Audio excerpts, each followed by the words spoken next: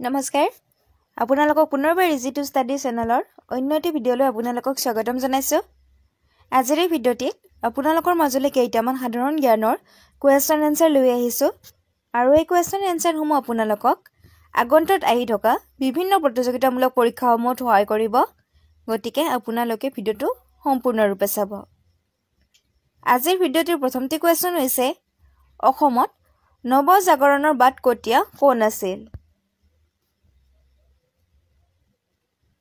Option এটি ভিতৰত শুদ্ধ উত্তৰটি হ'ব অপশ্যন নম্বৰ সি হলিৰাম ঢেকীয়া ফুকন মনত ৰাখিব অসমত নৱজাগৰণৰ বাট কটীয়া আছিল হলিৰাম ঢেকীয়া ফুকন নেক্সট কুৱেশ্যনটি আছে পিয়লি বৰুৱাৰ আসল নাম কি আছিল অপশ্যন এটি ভিতৰত শুদ্ধ উত্তৰটি হ'ব অপশ্যন নম্বৰ এ মহেশ চন্দ্ৰ বৰুৱা মনত ৰাখিব পিয়লি বৰুৱাৰ আসল নাম আছিল মহেশ চন্দ্ৰ বৰুৱা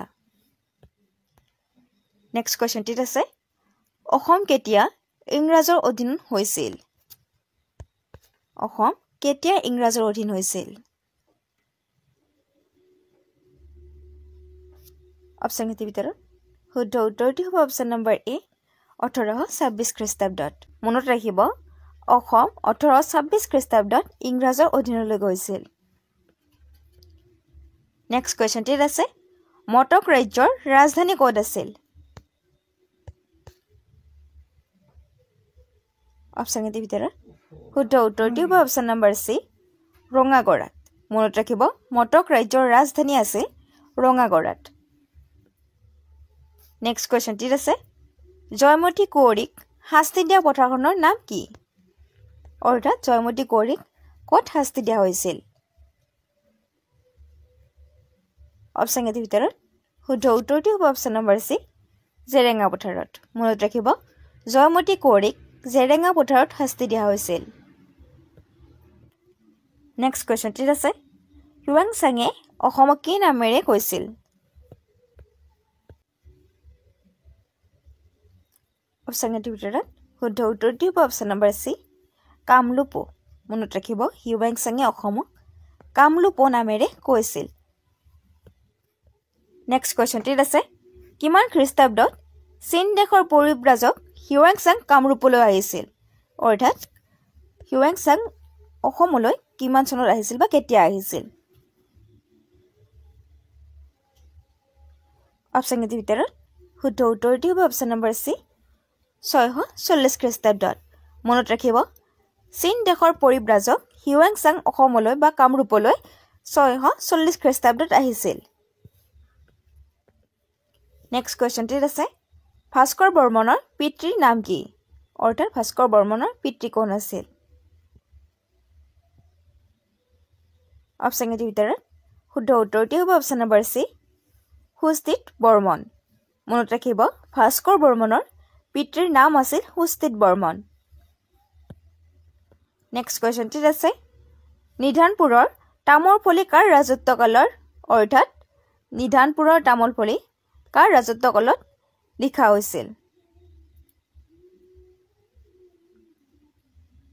অপশ্যন এটিৰ ভিতৰত শুদ্ধ উত্তৰটি হ'ব অপশ্যন নম্বৰ এ ভাস্কৰ বৰ্মনৰ মনত ৰাখিব নিধানপুৰৰ তামোলফলিখন ভাস্কৰ বৰ্মনৰ ৰাজত্বকালৰে নেক্সট কুৱেশ্যনটিত আছে আহোম ৰাজবংশৰ শ্ৰেষ্ঠ ৰজা কোন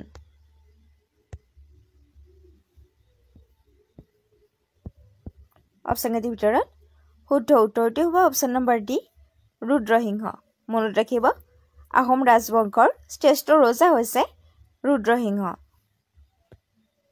নেক্সট কুৱেশ্যনটিত আছে কোনজন আহোম ৰজাৰ ৰাজত্বকালত অসমীয়া ভাষাত বুৰঞ্জী লিখাৰ নিয়ম আৰম্ভ হৈছিল অপশ্যন এটিৰ ভিতৰত শুদ্ধ উত্তৰটি হ'ব অপশ্যন নম্বৰ বি চুচেংফা মনত ৰাখিব চুচেংফাৰ ৰাজত্বকালৰ পৰাই অসমীয়া ভাষাত বুৰঞ্জী লিখাৰ নিয়ম আৰম্ভ হৈছিল ইয়াৰ লগতে আপোনালোকে মনত ৰাখিব চুচেংফাৰ হিন্দু নাম হৈছে প্ৰতাপসিংহ নেক্সট কুৱেশ্যনটিলৈ আগবঢ়াৰ আগতে আপোনালোকে যদি এইখিনিলৈকে ভিডিঅ'টো চাইছে আৰু ভিডিঅ'টো চাই ভাল পাইছে তেন্তে ভিডিঅ'টোত এটা লাইক কমেণ্ট কৰাৰ লগতে ভিডিঅ'টো শ্বেয়াৰ কৰি দিব নেক্সট কুৱেশ্যনটিত আছে শিঙৰি ঘৰত উঠা প্ৰথম আহোম ৰজাগৰাকীৰ নাম কি? অৰ্থাৎ কোনগৰাকী ৰজাই প্ৰথম শিঙৰি ঘৰত উঠিছিল? অপশ্যনৰ ভিতৰত শুদ্ধ উত্তৰটি হ'ব অপশ্যন নম্বৰ এ চুডাংফা। মনত ৰাখিব শিঙৰি ঘৰত উঠা প্ৰথম আহোম ৰজাগৰাকী হৈছে চুডাংফা। নেক্সট কুৱেশ্যনটিত আছে শিৱসাগৰ জিলাৰ দিহিং নৈৰ পাৰত চৰগুৱাত ৰাজধানী স্থাপন কৰা আহোম ৰজাগৰাকী কোন? অপশ্যনৰ ভিতৰত শুদ্ধ উত্তৰটি হ'ব অপশ্যন নম্বৰ বি চুডাংফা। মনত ৰাখিব চুডাংফাই দিহিং নৈৰ পাৰত চৰগুৱাত ৰাজধানী স্থাপন কৰিছিল। নেক্সট কুৱেশ্যনটিত আছে প্ৰথম শদিয়াই খোৱা গোহাঁই গৰাকীৰ নাম কি? অৰ্থাৎ প্ৰথম শদিয়াই খোৱা গোহাঁই গৰাকী কোন আছিল? অপশ্যনৰ ভিতৰত শুদ্ধ উত্তৰটি হ'ব অপশ্যন নম্বৰ ডি ফ্ৰাংচেংমুং। মনত ৰাখিব প্ৰথম শদিয়াই খোৱা গোহাঁই গৰাকীৰ নাম হৈছে ফ্ৰাংচেংমুং বৰগোহাঁই। নেক্সট কুৱেশ্যনটিত আছে বৰপাত্ৰ গোহাঁই পদবীধাৰী প্ৰথম গৰাকী ব্যক্তিৰ নাম কি? বৰপাত্ৰ গোহাঁই পদবীধাৰী প্ৰথম গৰাকী ব্যক্তিৰ নাম কি?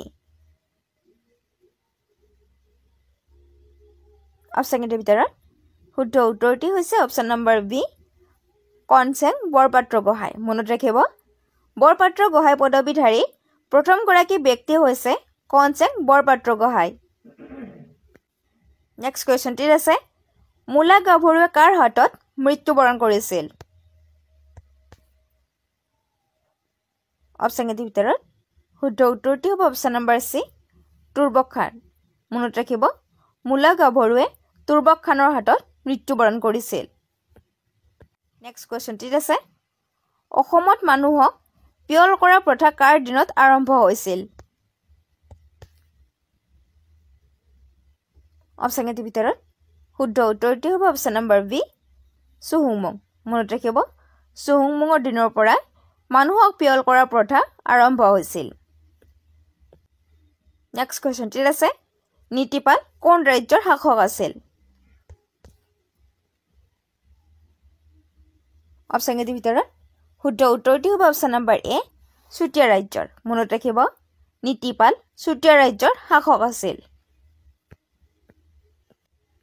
নেক্সট কুৱেশ্যনটিত আছে জয়ধ্বজ সিংহ আৰু মোগল সেনাপতি মীৰ জুমলাৰ মাজত কোনখন ঠাইত সন্ধি হৈছিল?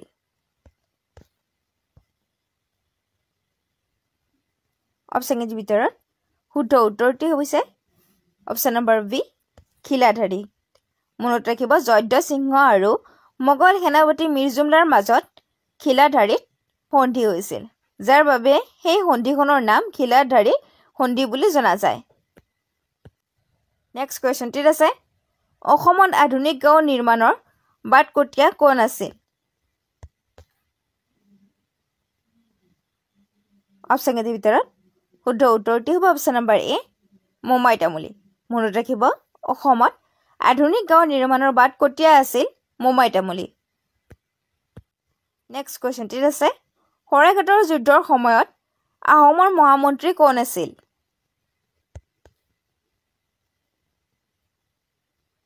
অপশ্যনৰ ভিতৰত শুদ্ধ উত্তৰটি হ'ব অপশ্যন নম্বৰ ডি আটন বুঢ়াগোহাঁই। মনত ৰাখিব শৰাইঘাটৰ যুদ্ধৰ সময়ত আহোমৰ মহামন্ত্ৰী আছিল আটন বুঢ়াগোহাঁই।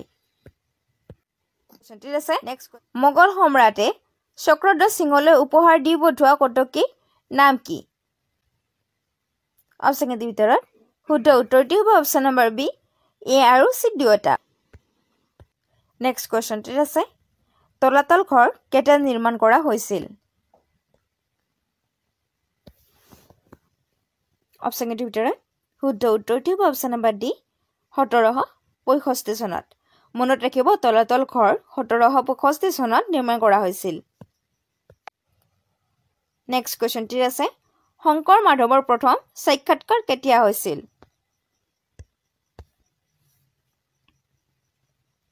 অপশ্যনৰ ভিতৰত শুদ্ধ উত্তৰটি হ'ব অপশ্যন নম্বৰ বি 1522 খ্ৰীষ্টাব্দত। মনত ৰাখিব শংকৰ মাধৱৰ প্ৰথম সাক্ষাৎ 1522 খ্ৰীষ্টাব্দত হৈছিল। নেক্সট কুৱেশ্যনটিত আছে দ পৰ্বতীয়া শিলৰ তৰণখন কিমান চনত উদ্ধাৰ কৰা হৈছিল? অপশ্যনটোৰ ভিতৰত শুদ্ধ উত্তৰটো হ'ব অপশ্যন নম্বৰ এ 1921 চনৰ পৰা 1922 চনৰ ভিতৰত। নেক্সট কুৱেশ্যনটিত আছে তলাতল ঘৰ কোনে নিৰ্মাণ কৰিছিল? অপশ্যনটোৰ ভিতৰত শুদ্ধ উত্তৰটো হ'ব অপশ্যন নম্বৰ বি ৰাজেশ্বৰ সিংহই। মনত ৰাখিব তলাতল ঘৰ ৰাজেশ্বৰ সিংহই নিৰ্মাণ কৰিছিল।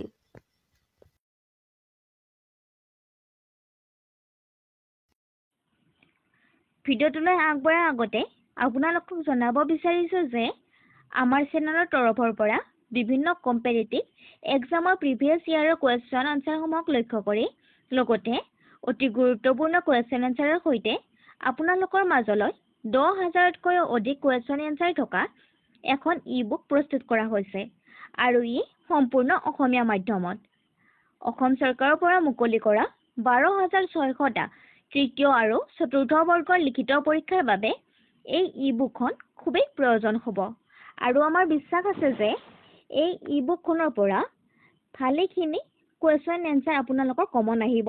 গতিকে যদি আপুনি এই ই-বুকখন ডাউনলোড কৰিব বিচাৰে তেন্তে ইয়াত এটা হোৱাটছএপ নাম্বাৰ দিয়া আছে, তাত আপোনালোকে DM কৰিব আৰু এই ই-বুকখন অতি কম মূল্যত লাভ কৰিব। ইয়াৰ লগতে আপোনালোকে এখন ইংৰাজী গ্ৰামাৰৰ বিনামূলীয়াকৈ ই-বুক লাভ কৰিব। ধন্যবাদ।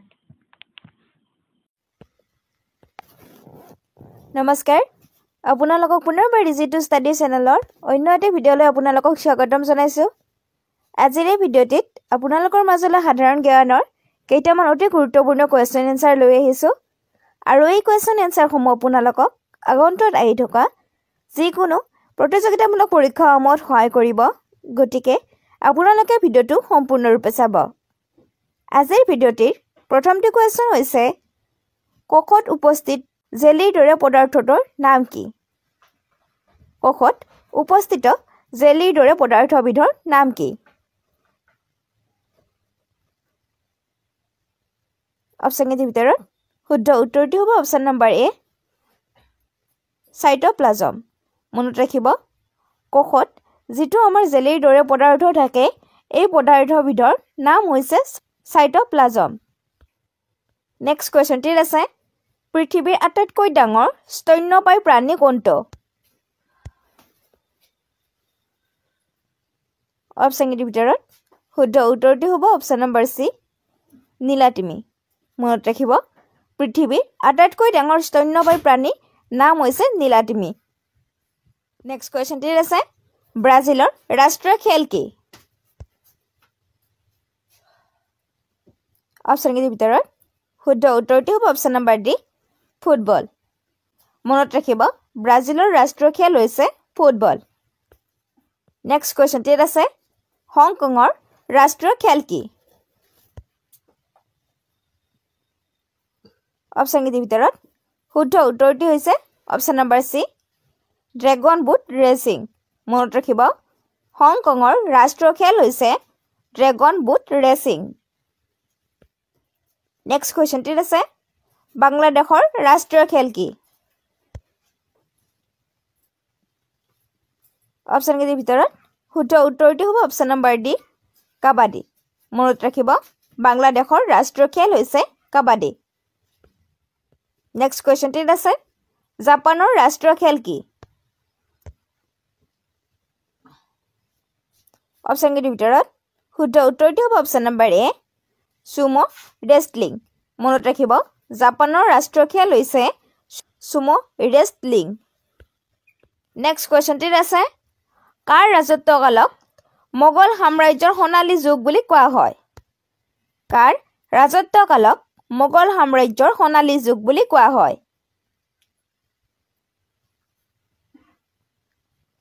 অপশ্যনকেইটাৰ ভিতৰত শুদ্ধ উত্তৰটো হ'ব অপশ্যন নম্বৰ ডি শ্বাহজাহান।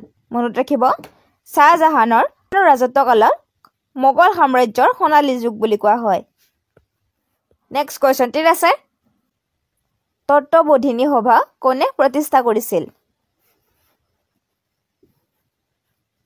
অপশ্যনকেইটাৰ ভিতৰত শুদ্ধ উত্তৰটো হ'ব অপশ্যন নম্বৰ বি দেবেন্দ্ৰনাথ ঠাকুৰে মনত ৰাখিব তত্ত্ববোধনী সভা দেবেন্দ্ৰনাথ ঠাকুৰে প্ৰতিষ্ঠা কৰিছিল নেক্সট কোৱেশ্চন ঠিক আছে रुपिया मुद्रा प्रवर्तन कोने কৰিছিল অৰ্থাৎ ৰূপৰ মুদ্ৰা কোনে প্ৰৱৰ্তন কৰিছিল অপচন কেইটাৰ ভিতৰত শুদ্ধ উত্তৰটো হ'ব অপচন নম্বৰ ডি শ্বেৰশাহ মনত ৰাখিব रुपिया মুদ্ৰা অৰ্থাৎ ৰূপৰ মুদ্ৰা শ্বেৰশাহ সূৰীয়ে প্ৰৱৰ্তন কৰিছিল নেক্সট কোৱেশ্চন ঠিক আছে কোনটো ব্যক্তিগত খণ্ডৰ বেংকে শেহতীয়াকৈ হোৱাটছএপ বেংকিং সুবিধা মুকলি কৰিছে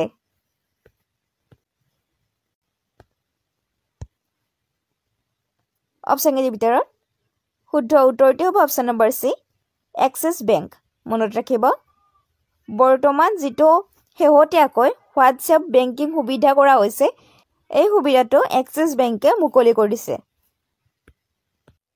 নেক্সট কোৱেশ্চন ঠিক আছে ভাৰতৰ সশস্ত্ৰ বাহিনীৰ সৰ্বাধিনায়ক কোন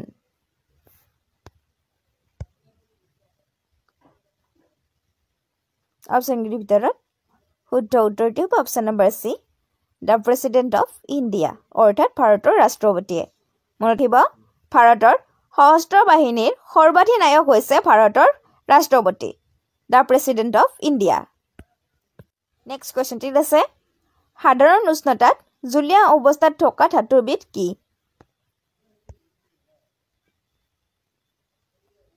অপচন কেইটাৰ ভিতৰত শুদ্ধ উত্তৰটো হ'ব অপচন নম্বৰ ডি মাৰ্কিউৰি অৰ্থাৎ পাৰা মনত ৰাখিব সাধাৰণ উষ্ণতাত জুলীয়া অৱস্থাত থকা ধাতুবিধ হৈছে মাৰ্কিউৰি অৰ্থাৎ পাৰা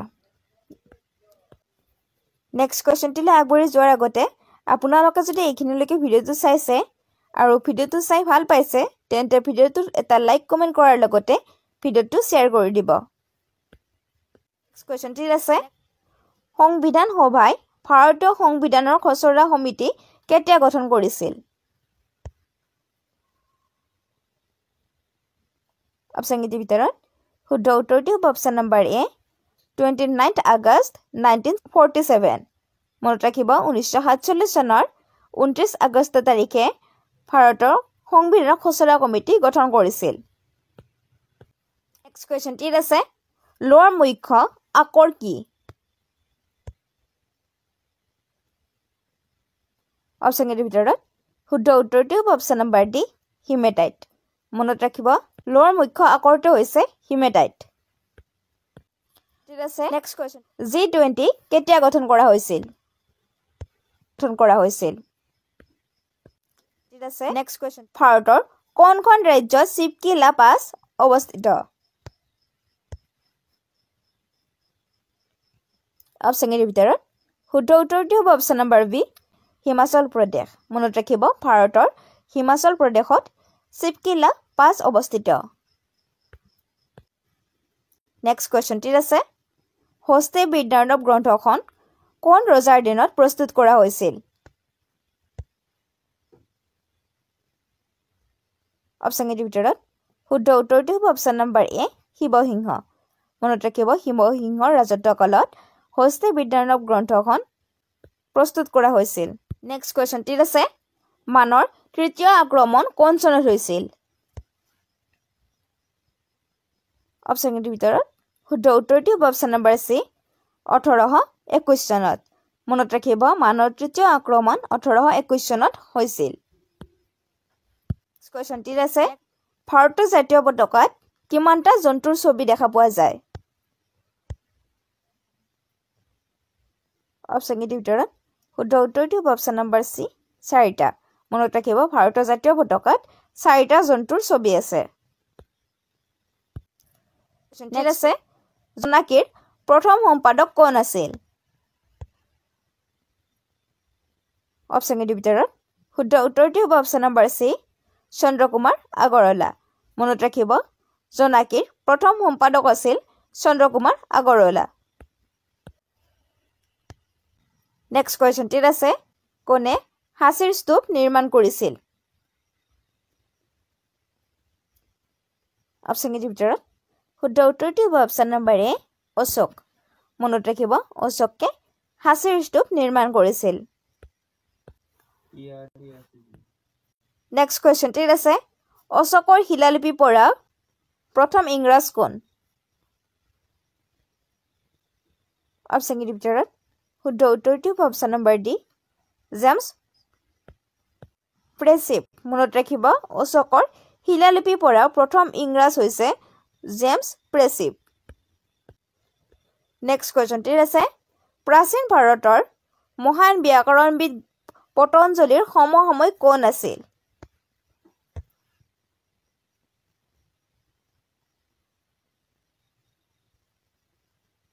অপশ্যনকেইটাৰ ভিতৰত শুদ্ধ উত্তৰটো হ'ব অপশ্যন নম্বৰ ডি পুষ্যমিত্ৰ সংজ্ঞা মনত ৰাখিব প্ৰাচীন ভাৰতৰ মহান ব্যাকৰণবিদ পতঞ্জলিৰ সমসাময়িক আছিল পুষ্যমিত্ৰ সংজ্ঞা নেক্সট কুৱেশ্যনটিত আছে কোনখন বেদক ভাৰতীয় সংগীতৰ আদি গ্ৰন্থ বুলি কোৱা হয় অপশ্যনকেইটাৰ ভিতৰত শুদ্ধ উত্তৰটো হ'ব অপশ্যন নম্বৰ ডি সামবেদ মনত ৰাখিব সামবেদক ভাৰতীয় সংগীতৰ আদি গ্ৰন্থ বুলি কোৱা হয়